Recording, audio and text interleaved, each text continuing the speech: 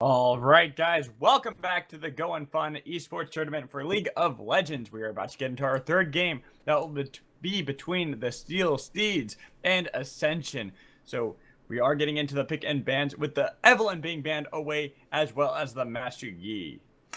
Wow, some crazy jungle bans already just out of the gate right here. No restraints on these guys, and I guess if we try and break down those picks by themselves, Evelynn, this, spooky, scary skeleton jungler, comes out of the jungle invisible. I can understand why you wouldn't want to play against that. The Master Yi, though, in a competitive setting, I'm just sort of at a loss right here because it feels like you just build some hard crowd control and you just sort of stop him in everything that he tries to do.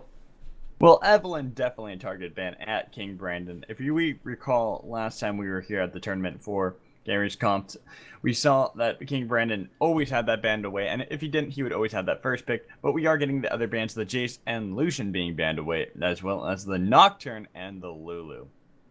Yeah, the Lucian's the new one, right? Everyone has heard about the new Lucian 7.5 with Blade of the Ruined King. It's all fun in games, but I'm actually a little bit surprised they banned Lucian with the intent of first picking this Caitlyn, another AD carry that since the holy trinity of lethality, utility AD carries sort of taken a step down off the pedestal, Caitlyn has risen to the top. She is fantastic into Lucian. She's also has a solid matchup up against the Ezreal, so it almost feels like when Caitlyn is picked, there's not really a good answer for that champion. And the Janna Ezreal tells us right here and now that Neuroxian Heathens are here to survive the lane, not win it whatsoever. And if there's an aggressive support paired up with the Caitlyn over for Ascension, they can be looking at a very early, possibly even sub 10-minute tower if they play their cards right. Yeah, I would like to see something like the Karma picked up. That would definitely pair well with the Caitlyn, and it is being hovered. Yeah, Karma good. You can even go Zyra, Malzahar, any of the fun ones. Any of those are really gonna get the job done in that 2 versus 2 down there. It's really hard to get a support that doesn't just have the ability to bully around a Janna in the lane. Janna just really does not provide much. She drops her E down on her AD carry, hopes that he can 1v2 the lane, and other than that, really does not provide any pressure whatsoever in the 2v2, and that's why I really just am not a huge fan of that pick in general. Yeah, I agree. Janna has never been something I'm too thrilled to see. It definitely can be useful, especially when it does come to the team fights, great at disengaging, especially against something like the Zac, but it will have to be played really well by the side of Heathens. We'll see how he does play for that, especially against the Zac that's going to be brought into the jungle by Ascension.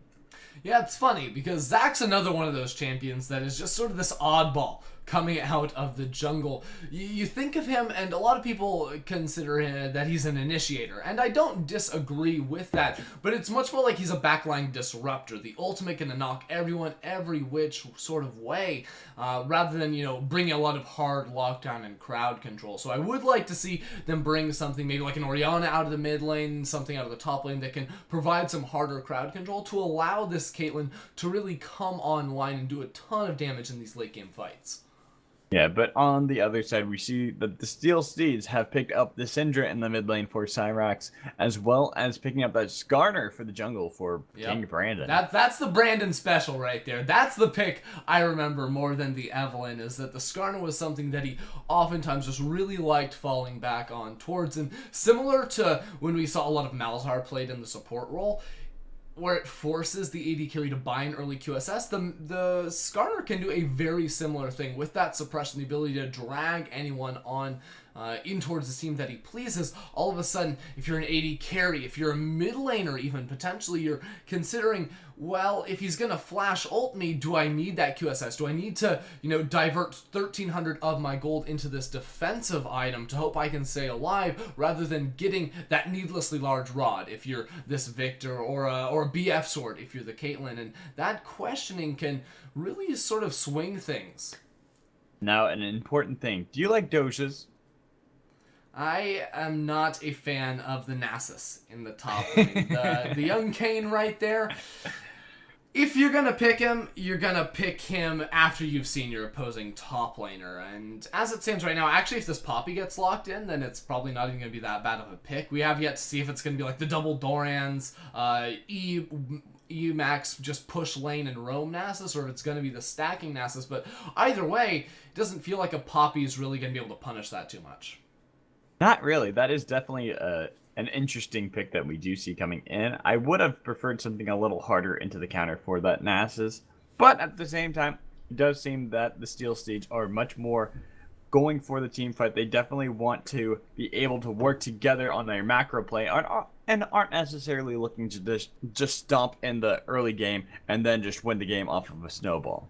Absolutely. The Poppy pick, make no mistake, it's not a pick for the lane. It's a pick for later in the game, because right now you're looking at the composition. They don't really have any way to hard engage a team fight. The Janna, not going to do it. Skarner Flash ulti is probably the best you're going to get, but now Delrith has the opportunity to teleport onto a flank, get that Flash heroic charge, stun someone up, and then chain that into, the Skarner ultimate stun from Syndra, and so on and so forth. But if you're looking at this Nasus, while he's not countered in the 1v1, he is absolutely going to struggle in a 5 versus 5. Because you've got this Ezreal, you're never going to get onto the Ezreal as Nasus. The Janna there too to disengage Poppy, Syndra, all of these tools are just going to stop you from running at your opponents, and that's going to be a really big struggle for him. And I wonder if Xerxes maybe tries to go a little bit more for that split push style build, where he doesn't really want to group up with his team and rather focuses on decimating turrets than his opponents. Yeah, it will be something that we can definitely tell more when it comes to the summoners, if he does go for it. I see a lot of stacking Nasuses go for that Storm Raider Surge because you get so much more movement speed, while as opposed to the ones that are just trying to push the lane tend to go for more of that Thunderlords. So it will be interesting to see how that goes. But we do see a very old matchup that we saw a lot at Worlds last year. The Victor versus the Syndra in the mid lane. Yeah, that's one of those matchups that has been around for a while, as you said. Obviously, the Syndra got the absolute burst potential early laning phase. You can really shove that lane. Where things will really sort of diverge from that narrative is once Sweet Thang is able to recall, pick himself up that next level of his Hex Core, so he can get that double tap on his E. The laser easily able to clear away some waves, and if he can just shove the wave, walk away from the Syndra, he's not going to really have to worry. And it's not like Cyrax is bringing an aggressive summoner spell to the lane like an Ignite, so this barrier from Sweet Thang should be enough to stop Cyrax from bursting him down quickly. Right, well, the barrier definitely would counter that Ignite as well, so maybe Cyrax knows that the Victor's just going to look to wave clear and might be looking for some potential in other lanes, maybe going towards the bot lane, looking to see if they can get the Caitlyn or the Karma, who most likely will be pushing up Neuroxio and Heathens in the bot lane. Yeah, and what we're going to be looking for, because again, we said it very early on, Caitlyn Karma is going to destroy in this bottom lane matchup, or at least they should. They should have the distinct advantage. And what we're going to have to watch is Feliz. Is he going to make some plays down there early on? Again, very hard to gank an Ezreal and a Janna, but if Mr. Zarb and Chris can get some damage down on that turret, Zac with his passive does have that turret diving potential. They can really try and force them off of this turret, and in these other lanes where it's going to be hard to actually make any sort of plays, Feliz can definitely try to set his bottom lane up for success with some vision and, again, pressure onto Neuroxio and Heathens. Yeah, very true, but it will also depend on where King Brandon decides to make his first stay on this Skarner. They're not going to have the easiest time in ganking pre-6, but once he does get level 6, he's going to be very impactful when it comes to any sort of fight or gank. Absolutely. We already mentioned QSS going to be a purchase that a lot of these players do have to consider. It's one of those things that it can make or break late game team fights, in all honesty. If you want to go for the damage, yeah, you're going to be able to get a lot more out, but if you're not able to play safely enough, get out of that loving embrace coming in from the Impale right there, it's definitely not going to work out in your favor. Yeah, very true.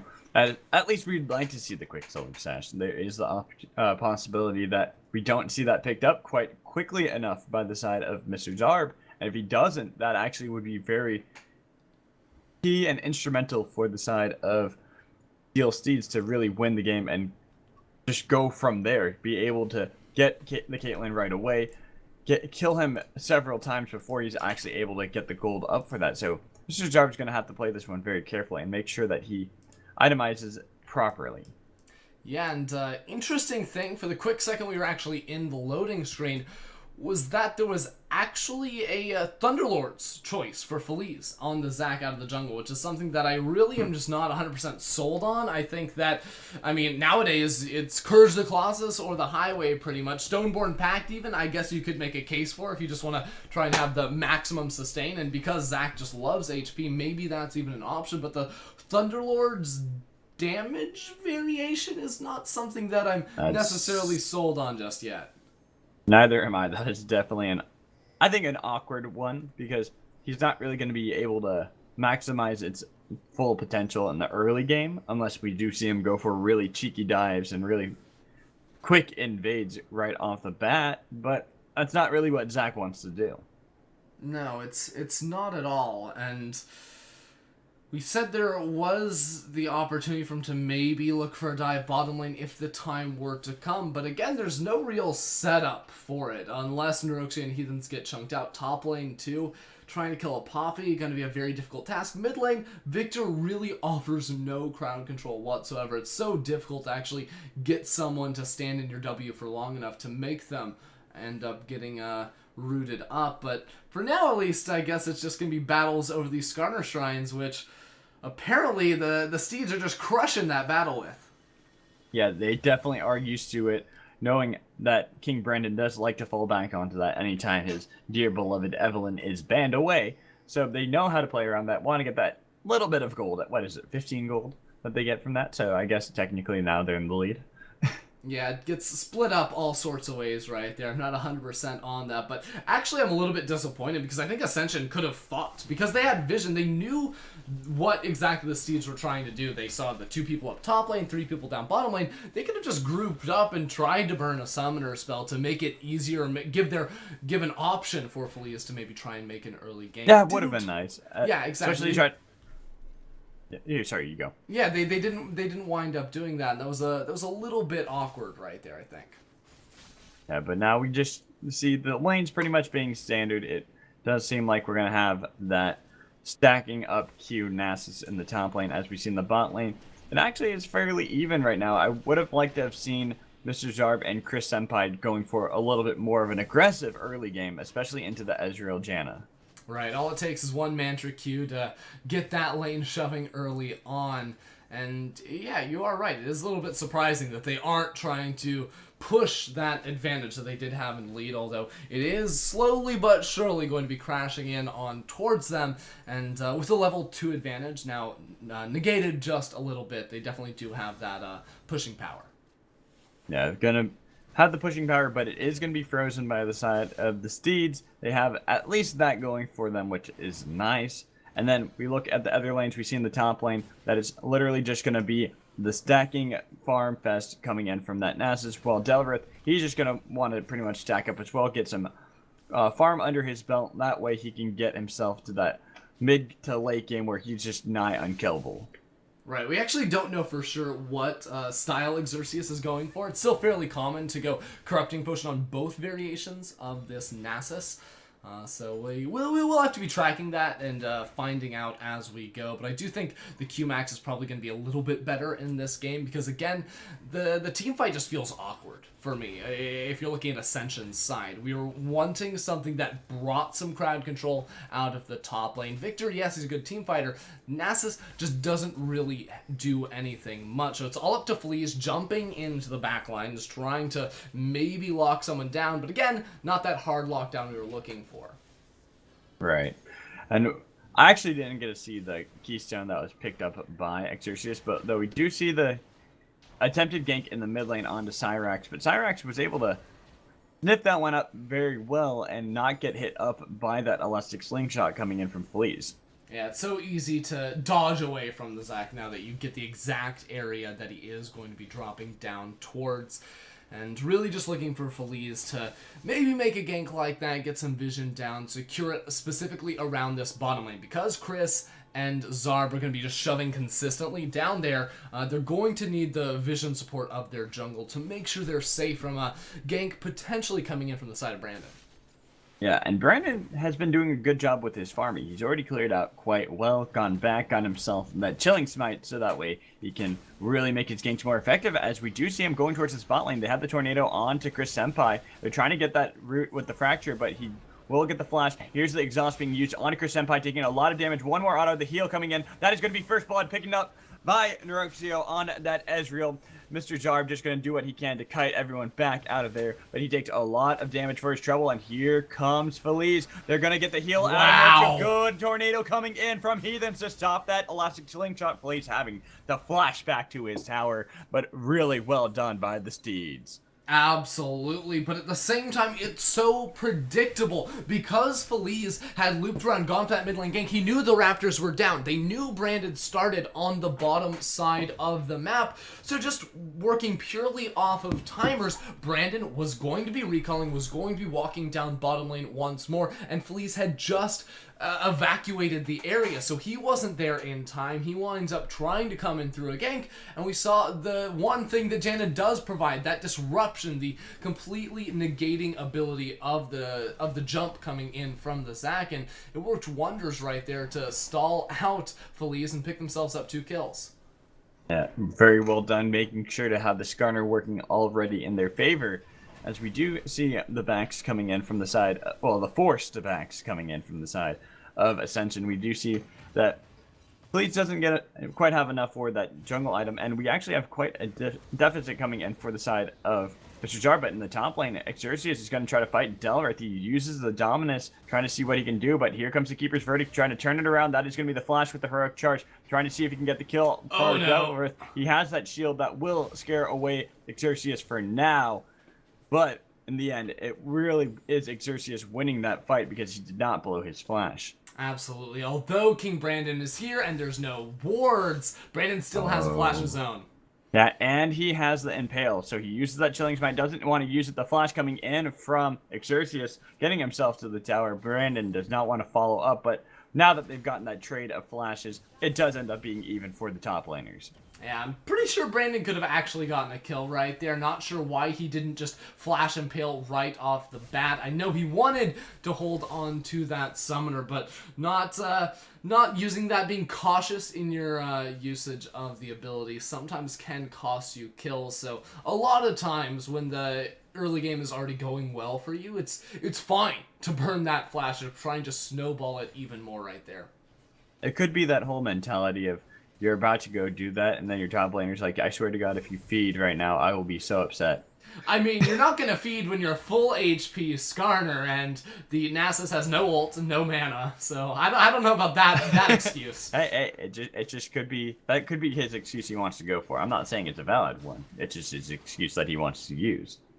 I think that's the excuse you want to use. Look at the TP bot lane, though.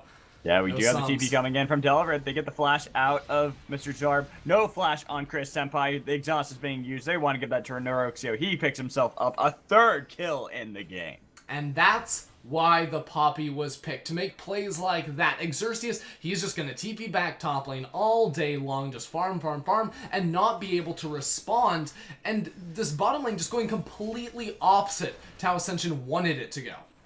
It really is, and it all had to do with that push coming in from Mr. Jarb and Chris, and then the gank coming in from Brandon. Seeing that was happening, just knowing that that's where his advantage would be. Right now, the Steeds are playing how they need to and how they really want to if they want to win this game. Absolutely. Dragon, too. We've seen a lot of Mountain Drakes here on the Rift. It's seeming a little bit suspicious to me, Magic, Scripts. right here. But it's always been these... It's my scripts. Yeah, it's been these teams that are winning that get the Mountain Drakes that just allows them to open up the entire map by getting those early turrets, and it's a scary prospect here. If you are Ascension, you need to stop the bleeding because your team fight looks a little bit awkward. We're not really sure how that one is going to work out, and this bottom lane that was supposed to be your rallying point, the focus of your composition, is not going the way you wanted it to. Yeah, they didn't get that shove that they really wanted to. They didn't get the early damage that they could have gotten onto Neuroxio and Heathens. And then the great gank coming in from King Brandon ended up getting 2 kills onto Neuroxio. That is really how you do want to play this for the side of Steel Steeds, but not the way you want to play this for the side of Ascension. They got to figure out how they're going to get back into this game and where that's going to be at. Yeah, now it's this 3-0 Ezreal, dead even in the CS, and you've got the perfect recall. The Sheen plus Tier is fantastic. Top lane in trouble. But top lane, they're using the Impale onto Xerxes. He doesn't have flash. Dominus going to be popped. Delrith and Brandon having a lot of damage. The Corrupting Pot helping them burn him down. Brandon picking that one up. And now that is going to be the Nasus in a really hard spot. Yeah, absolutely. And that should be the first turret of the game, falling there up in the top lane. It's just this systematic approach coming through from the Steel Steeds. Bottom lane wasn't going too hot. Let's gank them. Let's get Neuroxio in this position where he can carry. All of a sudden, oh, Xerxes almost won that 1v1 in the top lane. Well, Brandon goes up there, burns his flash, and returns before that summoner is back up and available. First turret, and still Flea's doing nothing. Yeah, but look in the mid lane, we see that the Chaos Storm was burned. There is the barrier coming out of Sweet Thing. He flashes in, not having enough damage. The Chaos Storm not going to pick up the kill. Oh, no! The turret will get the kill on the Sweet Thing. Oh, no. That is absolutely tragic. The fight looked like it was going so well. I thought Sweet Thing was actually going to pick up the kill because Cyrax waited so long to actually use his Ghost, and now that it has this ramp-up time, I thought it was going to be a possibility, but it was just not, and the turret shot was just absolutely tragic to watch unfold. It was just that last tick of damage mixed in with the ball coming down onto him. Sweet Thing, even with the barrier, not going to be able to get himself out of that, and this is just looking like how pretty much the theme of today has been early snowballs, just balloon out of control for one team where they have no possible way of coming back. We even see Delrith going for an invade onto Felice. Now he's going to stop that with that great steadfast presence. Felice taking a lot of damage. Charge coming in. We see Cyrax just fighting Sweet Thing on the other side of the wall. Xerxes and Felice are going to try to chase down Delrith, but he's too tanky on that Poppy, even though he only has that Spectre's Cowl. Yeah, that guy's a madman, just going in deep. It's actually really funny. He itemized into a Spectre's Cowl when he's against a primarily physical damage dealer. It is the Triforce. It is this Q-Max Nasus. And he's still just tanky enough to soak up all that damage. Now looking for the Flankerino right here onto Xerxes. And actually, it's the Emax Nasus. He actually opted to go for that. Yeah, he actually. Then why is he building Triforce? I don't know. Oh no, that is tragic. Yeah, I saw that too. I was like, wait a minute, I could have sworn I saw 3 points in his E already. That would have been very weird. But yeah, he's going for the E max first. Already has 5 points in that instead of going for the Q max, which he's not itemizing towards, so he's not actually going to be getting the full effect that he really wants from it. Oh no, that's actually really unfortunate, especially because he already lost his tower. So like he's just going to be sitting on that tower. Like you'd want to just freeze that wave, and a Q max Nasus would love that. You lose the early tower, now you just sit there. Soak, minions, EXP stacks. But instead you've got the EMAX, you're itemizing into the Triforce, so you don't ever have the opportunity to use that. You're going to be at your turret the entire game, and that's just not what you want, because realistically you'd have the ZZ Rot and hopefully do something, but instead his team's just going to get destroyed.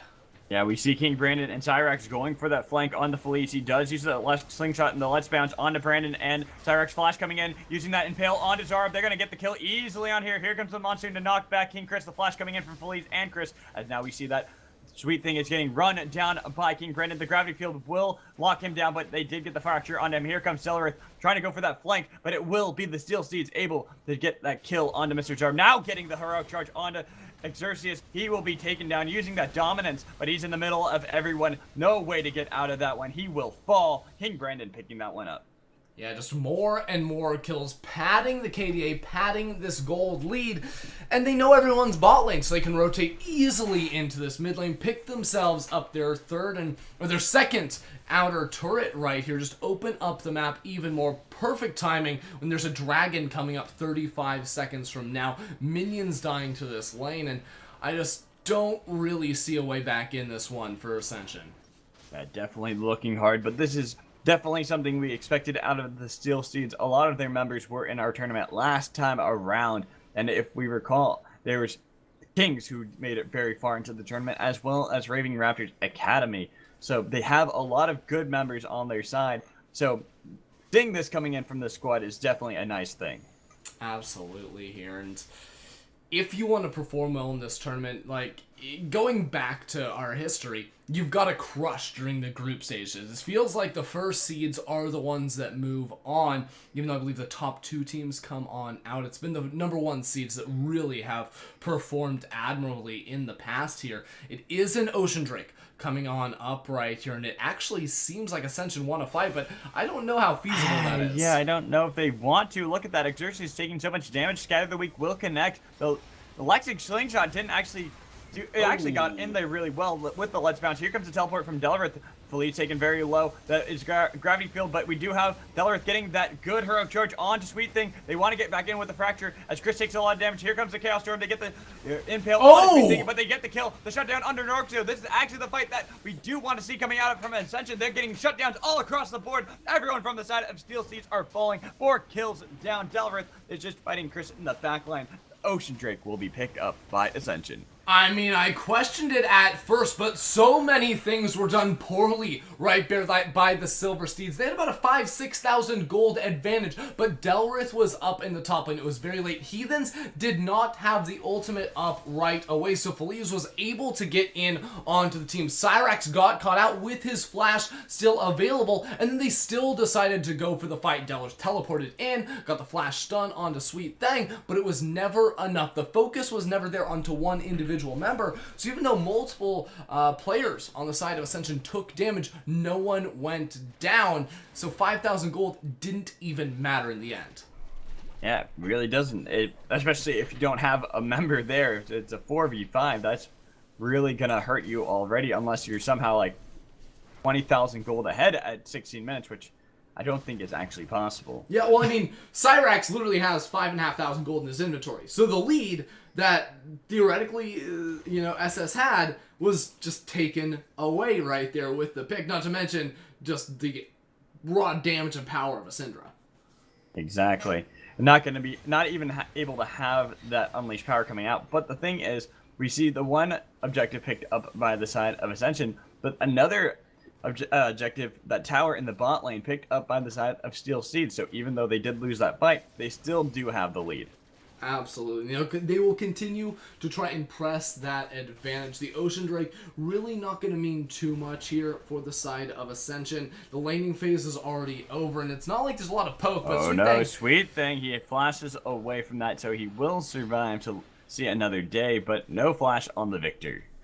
Yeah, that's definitely something you have to look out for. There's no reason to push past that inner line of turrets. Consider your jungle Silver Steed territory at this point in the game. Feliz, he's tanky enough that he can try and pick away some camps of his own, but the Silver Steeds will just group up and go in with force. Yeah, and it does seem that we have a little bit of a pause keyboard issue coming in from Sweet Thing, so hopefully we'll be able to get that fixed up. But we can talk a little bit about what's going on in the map, especially with the vision game that's been pretty much laid down by the side of Steel Steeds. Yeah, I'm pretty sure the Steel Steeds are just going to go straight for this Rift Herald right now. It's still not even 18 minutes in, so it'll be around for a little bit of time, but there's been no opportunity for Ascension to get vision over on that side of the map. And honestly, I might even consider giving it to Brandon in this game, because he's going for this very aggressive style Skarner build, the Warrior Enchant into a Trinity Force, which is pretty much meant for dueling teamfighting. It's not going to be quite as strong because he's going to get deleted by some of the burst damage coming through by Ascension. So maybe giving him that little bit of survivability added on towards his kit would be a good place to put that buff. Yeah, it would be. Delrith not going to be able to really use that at all to his advantage, so if you give it to King Brandon, going to be really nice. But we can also kind of see where the strength really lies for the side of the Steel Steeds. We've talked about Cyrax a lot and Neruxio, but we have to talk about Heathens and how you even mentioned how he didn't have the Monsoon in the last fight and how pivotal that is for the side of Steel Steeds to really disengage anything that the Zac is able to bring.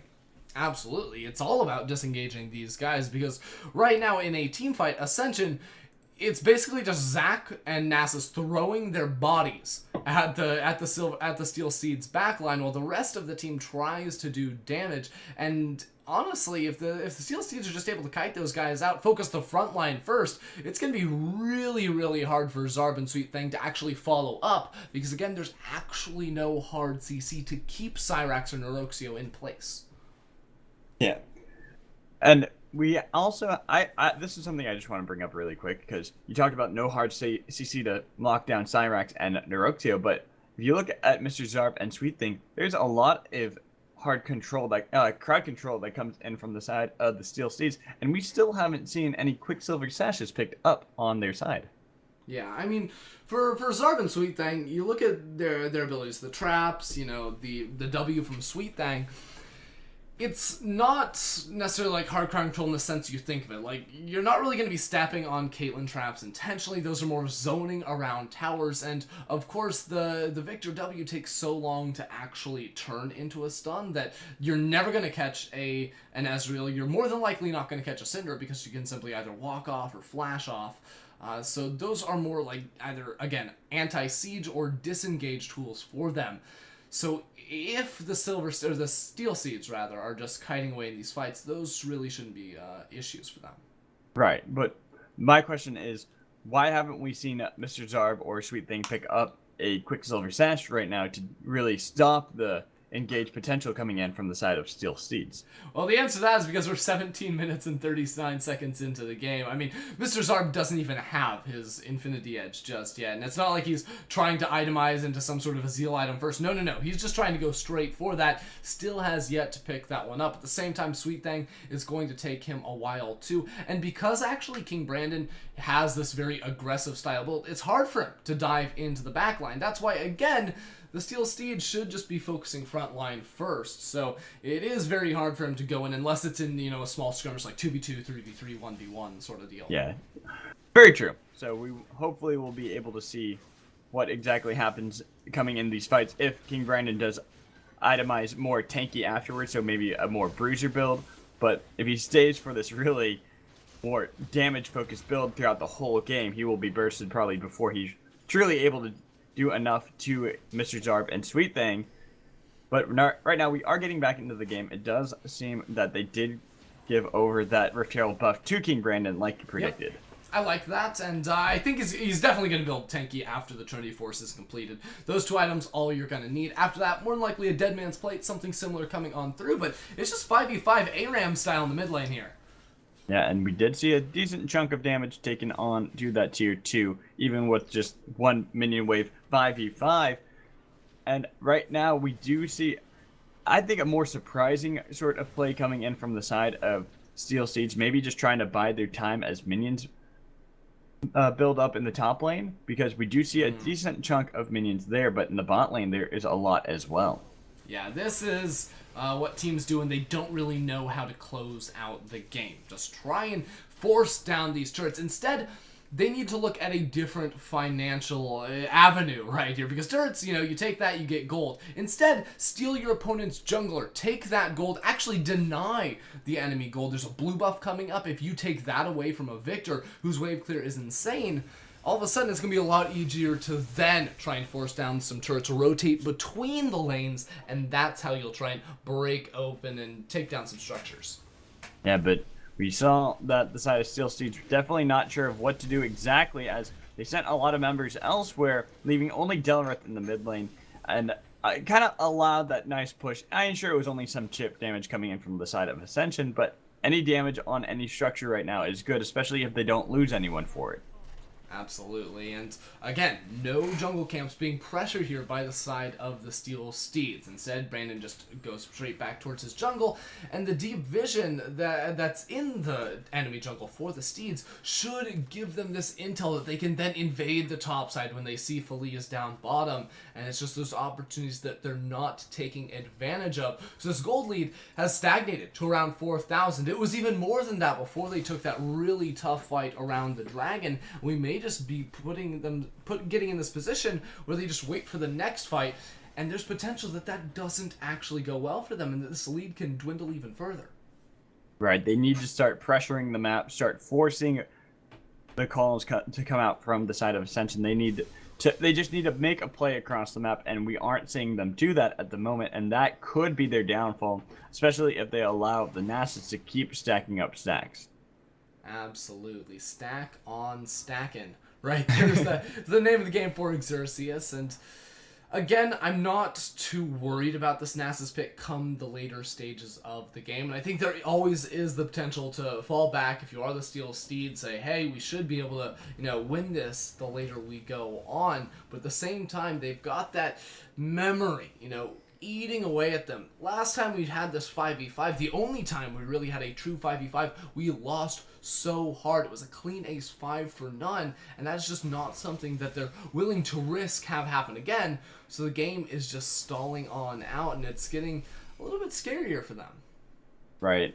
And we are seeing pretty much the map play out in that way. They had so much vision control earlier, and now it has definitely fallen. Ascension starting to clamber their way back into that as this Mountain Drake is about to spawn, and we might see another fight with Delrith being in the top lane. Right, he's got teleport, but again, Xerxes has TP too. He's hovering around in this area. That's how they made the last team fight work out. So we'll get the pick right off the bat, wait for that 4.5 second channel by Delrith. So it's this basically 5v3 at the start of the fight, and maybe they can make that happen again, but if the Steeds don't fall victim to it, they've got a free turret in the top lane.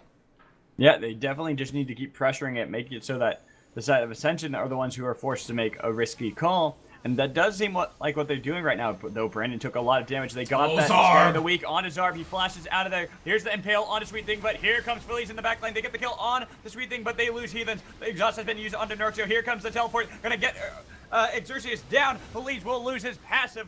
Cyrex in the backline as we see that Mr. Zarb finally falls. Chris Senpai gonna be the next one. The Zac will spawn back up, but they get the kill. That is the fight the Steel Steeds needed.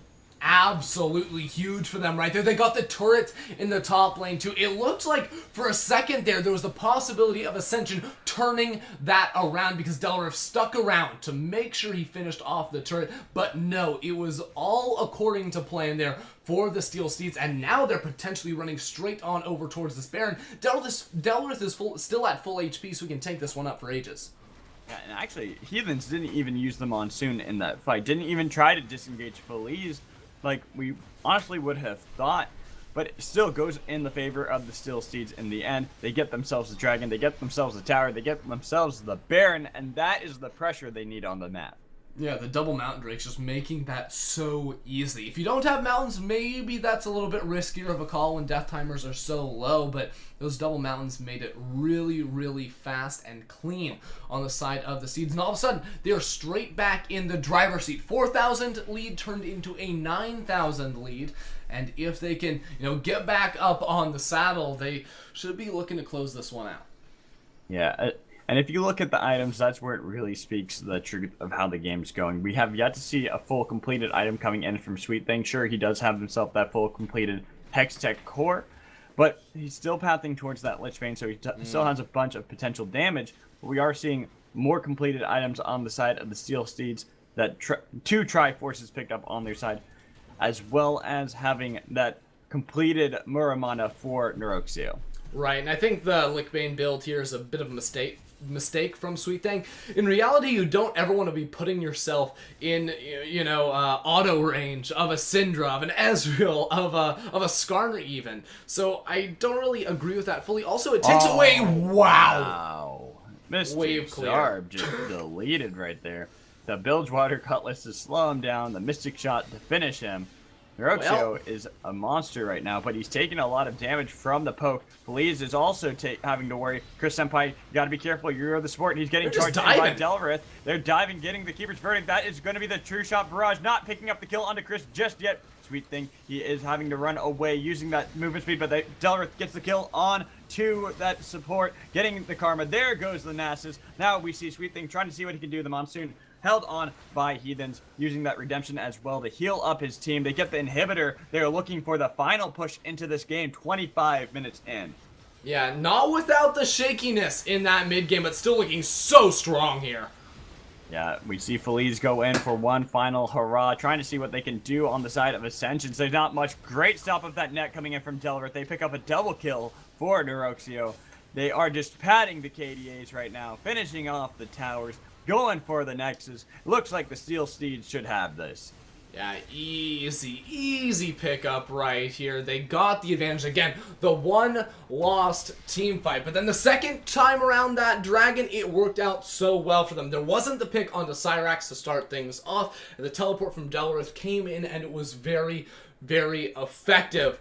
I do have to say, there's a 9-1-5 Ezreal in this game, but King Brandon was the one who put him in the lead. It was all that first gank in the bottom lane. Feliz not scouting that out with some vision, even though he had just picked up the Scuttle Crab, and the shoving bottom lane just did not see that one coming. And that was really the point in this game, even though it was so early on, that made everything start to be questioned from Ascension's composition.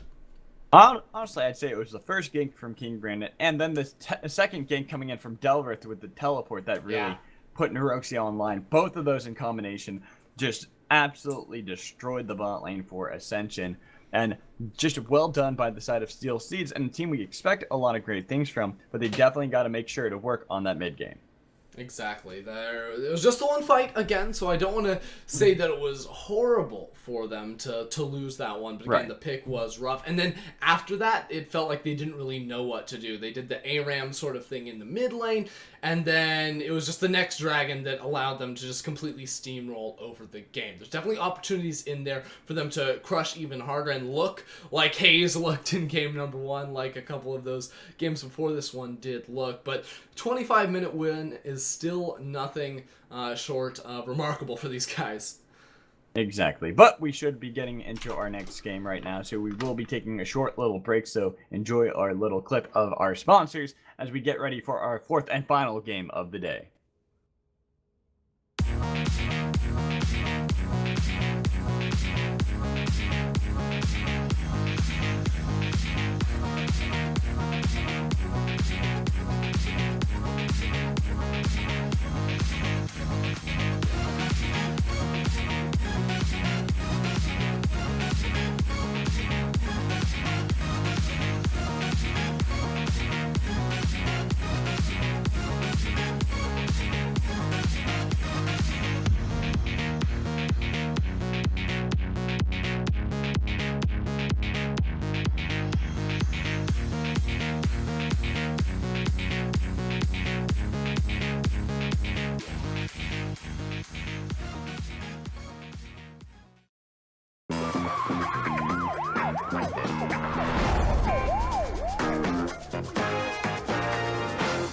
Officers, what's going on? We're in the middle of an epic car chase. Is that why you're moving in slow motion? Epic car chases are always done in slow motion. That's a bit cliche.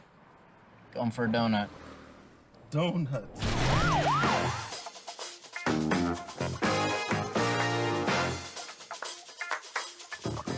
Smart.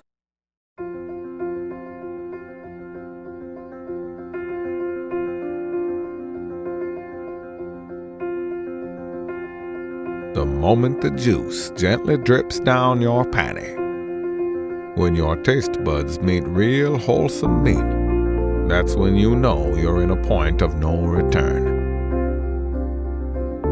You realize you're lost in the pleasures only a true meal can offer. You're lost, but you sure as hell don't want to be found. Hugo's Burger Bar. Let's burger like never before.